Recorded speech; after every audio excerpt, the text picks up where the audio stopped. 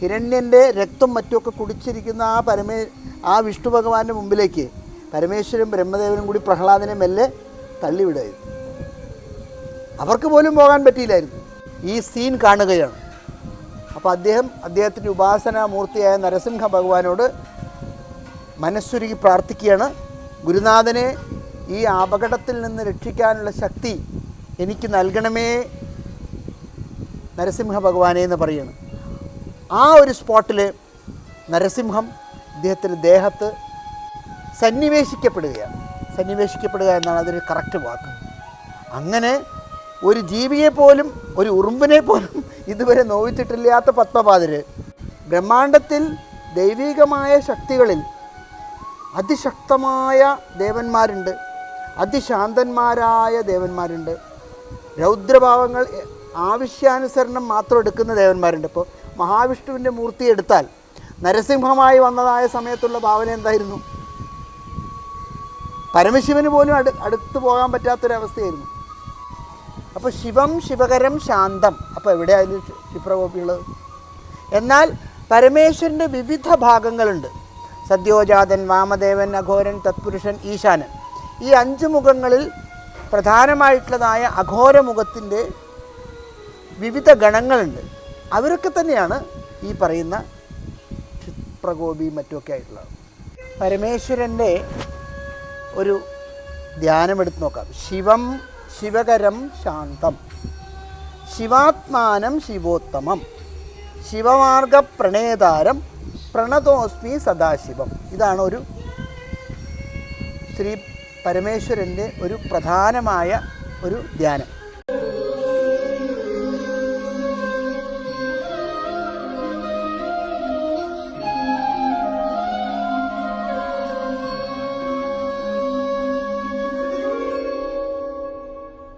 അല്ലെങ്കിൽ അറിയുമ്പോൾ ഒരുപാട് ഭക്തരുണ്ട്. അപ്പോൾ ക്ഷിപ്രകോപിയാണ്, പക്ഷെ എന്നാൽ പോലും എങ്ങനെ ആയിരിക്കും പ്രവൃത്തിയെന്ന് ചില നോക്കുമ്പോൾ പരമേശ്വരൻ്റെ ഒരു ധ്യാനമെടുത്ത് നോക്കാം. ശിവം ശിവകരം ശാന്തം, ശിവാത്മാനം ശിവോത്തമം, ശിവമാർഗ പ്രണേതാരം, പ്രണതോസ്മി സദാശിവം. ഇതാണ് ഒരു ശ്രീ പരമേശ്വരൻ്റെ ഒരു പ്രധാനമായ ഒരു ധ്യാനം. അപ്പോൾ ശിവം ശിവകരം ശാന്തം. അപ്പോൾ എവിടെയായാലും ക്ഷിപ്രകോപിയുള്ളത്. എന്നാൽ പരമേശ്വരൻ്റെ വിവിധ ഭാഗങ്ങളുണ്ട്. സദ്യോജാതൻ, വാമദേവൻ, അഘോരൻ, തത്പുരുഷൻ, ഈശാനൻ. ഈ 5 മുഖങ്ങളിൽ പ്രധാനമായിട്ടുള്ളതായ അഘോരമുഖത്തിൻ്റെ വിവിധ ഗണങ്ങളുണ്ട്. അവരൊക്കെ തന്നെയാണ് ഈ പറയുന്ന ക്ഷിപ്രകോപിയും മറ്റുമൊക്കെ ആയിട്ടുള്ളത്. അപ്പോൾ അത് വ്യത്യസ്തമായതായ ആരാധനാ സമ്പ്രദായങ്ങൾക്കനുസരിച്ചിട്ട് അതിന് ഡിഫറൻസ് ഉണ്ട്. ഇപ്പോൾ 3 ഫേസ് കണക്ഷൻ തൊടാൻ പറ്റുമോ? 230-50 ഹെർട്സ് നമുക്ക് തൊടാം. പക്ഷെ 3 ഫേസ് കണക്ഷൻ തൊട്ടാലോ അത് മൈറ്റി പവറാണ്, മൈറ്റി ഫിനോമിനൽ ഫോഴ്സാണ്. എന്ന പോലെ ബ്രഹ്മാണ്ടത്തിൽ ദൈവികമായ ശക്തികളിൽ അതിശക്തമായ ദേവന്മാരുണ്ട്, അതിശാന്തന്മാരായ ദേവന്മാരുണ്ട്, രൗദ്രഭാവങ്ങൾ ആവശ്യാനുസരണം മാത്രം എടുക്കുന്ന ദേവന്മാരുണ്ട്. ഇപ്പോൾ മഹാവിഷ്ണുവിൻ്റെ മൂർത്തി എടുത്താൽ നരസിംഹമായി വന്നതായ സമയത്തുള്ള ഭാവന എന്തായിരുന്നു? പരമശിവന് പോലും അടുത്ത് പോകാൻ പറ്റാത്തൊരവസ്ഥയായിരുന്നു. മനസ്സിലായി? അവസാനം പരമേശ്വരനും ബ്രഹ്മദേവനും കൂടി ഒരു കമ്മിറ്റി ഉണ്ടാക്കിയിട്ട് അവർ പറഞ്ഞു, ഏതൊരു കുട്ടിയെ രക്ഷിക്കാനാണോ ഈ ഭാവം എടുത്തത് ആ കുട്ടിയെ മുൻപിലേക്ക് അയക്കുക എന്ന് പറഞ്ഞു. അങ്ങനെ ഇത്രയും രൗദ്രമായി ഹിരണ്യൻ്റെ രക്തം മറ്റുമൊക്കെ കുടിച്ചിരിക്കുന്ന ആ വിഷ്ണു ഭഗവാന്റെ മുമ്പിലേക്ക് പരമേശ്വരൻ ബ്രഹ്മദേവനും കൂടി പ്രഹ്ലാദനെ മെല്ലെ തള്ളിവിടുകയായിരുന്നു. അവർക്ക് പോലും പോകാൻ പറ്റിയില്ലായിരുന്നു. അങ്ങനെ ആ നരസിംഹമൂർത്തി പ്രഹ്ലാദനെ കണ്ട് ആ പുഞ്ചിരിയിൽ ആ ഭാവനയെ പോയി. റീസൺലി AD 788 മുതൽ 820 വരെയാണ് ജഗദ്ഗുരു ആദിശങ്കരാചാര്യർ ജീവിച്ചിരുന്നത്, 32 വർഷങ്ങൾ. അദ്ദേഹത്തെ കാപാലിക മതക്കാരെല്ലാം ചേർന്നിട്ട് തലവെട്ടാനായിട്ട് തീരുമാനിച്ച് തല താത്തി വെട്ടാൻ ഓങ്ങിയിരിക്കുന്ന ആ സമയത്താണ് ഏറ്റവും പ്രധാന ശിഷ്യനായ പത്മപാദർ ഉറങ്ങി എണീറ്റ്, പകുതി ഉറക്കത്തിൽ നിന്ന് എണീറ്റ് ഗുരുനാഥനെ കാണാനില്ല എന്ന് പറഞ്ഞ് പോയ വഴിയിൽ മണത്ത് അന്വേഷിച്ച് വന്ന് ഈ സീൻ കാണുകയാണ്.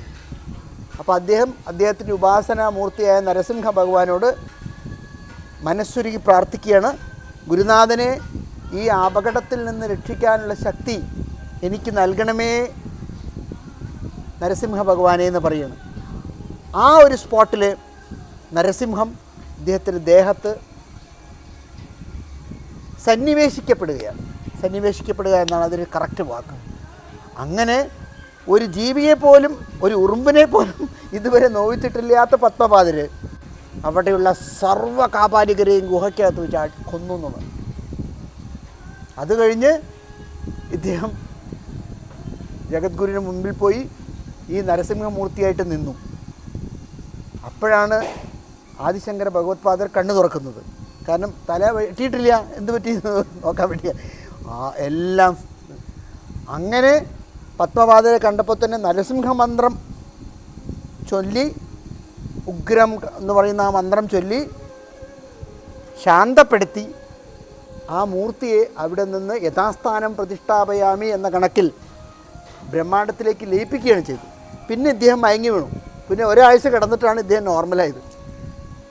മനസ്സിലായി? അപ്പോൾ ഇതൊക്കെ നിയോഗത്തിൽപ്പെടുന്ന ഐറ്റങ്ങളാണ്. മനസ്സിലായി? അതുകൊണ്ട് ഇത് ഒന്നും തന്നെ ജോക്കല്ല.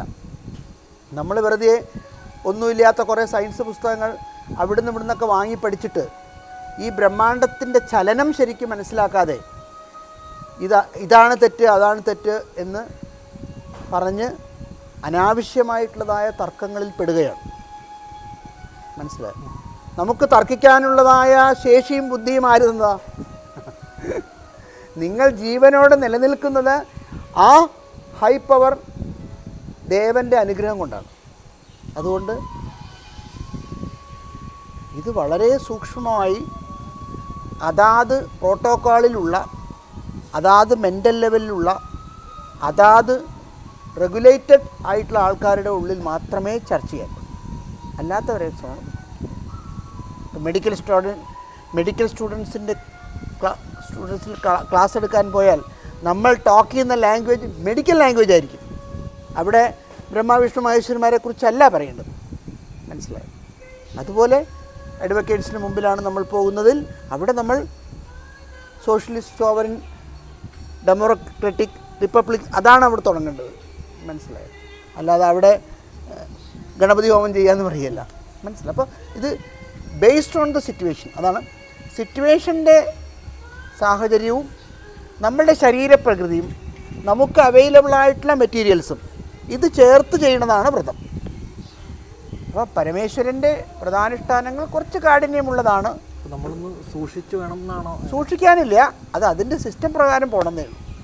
ഇലക്ട്രിസിറ്റിയിൽ ജോലി ചെയ്യുന്ന ആൾക്കാർ പോസ്റ്റിൻ്റെ മുകളിൽ കയറുമ്പോൾ സൂക്ഷിക്കണമെന്ന് അവരോട് പറയേണ്ട ആവശ്യമുണ്ടോ? അല്ലെങ്കിൽ ഒരു വയർമാനാണ്, അല്ലെങ്കിൽ ഒരു ഇലക്ട്രീഷ്യനാണ്, മൊത്തം മീറ്റർ ബോക്സ് തുറന്നിട്ട് കൈ അതിനകത്ത് കൊണ്ടിടാൻ പറ്റുമോ? പറ്റില്ല. അപ്പോഴും അതിനുള്ള ഉറകൾ, അതിനുള്ള ചെരുപ്പ്, മറ്റു പ്രൊട്ടക്ഷൻ എല്ലാം ചെയ്ത ശേഷമാണ് ഇളകത്തിക്കുന്നത്. ഇപ്പോൾ സന്യാസിമാർ ഉപാസനകളും അനുഷ്ഠാനങ്ങളും എല്ലാം ചെയ്തിട്ടുണ്ടെങ്കിലും അവരും ഇഡ്ഡലി കഴിക്കുന്ന സമയത്ത് ചട്നിയാണ് ഉപയോഗിക്കുക, അല്ലാതെ പൊട്ടാസ്യം സൈനൈഡ് അല്ല ഉപയോഗിക്കുക. മനസ്സിലായി?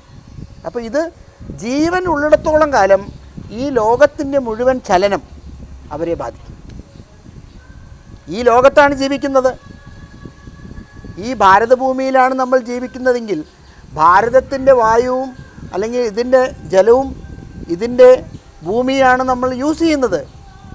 എന്നിട്ട് ചിന്താഗതി ഈ ഭാരതത്തെ തകർക്കാനാണ് എങ്കിൽ അപ്പോൾ പിന്നെ ആ ജീവൻ്റെ ജന്മ ഉദ്ദേശം പൂർത്തിയാകുന്നില്ല. അപ്പോൾ അത്തരത്തിലുള്ള ആൾക്കാർ എവിടെയാണോ അവർക്ക് വേണ്ടത് അവിടെ പോയി ജീവിച്ചോട്ടെ. ഈ നാട്ടിൽ ജീവിക്കുമ്പോൾ ഇവിടുത്തെ ധാർമ്മികമായ സിസ്റ്റം പരിപൂർണമായിട്ടും കടപിടിക്കണം, ഫോളോ ചെയ്യണം, ഇത് കൊണ്ടു നടക്കണം. അത് പറ്റാത്തവർ ഈ ഭൂമിയിൽ വേണ്ട.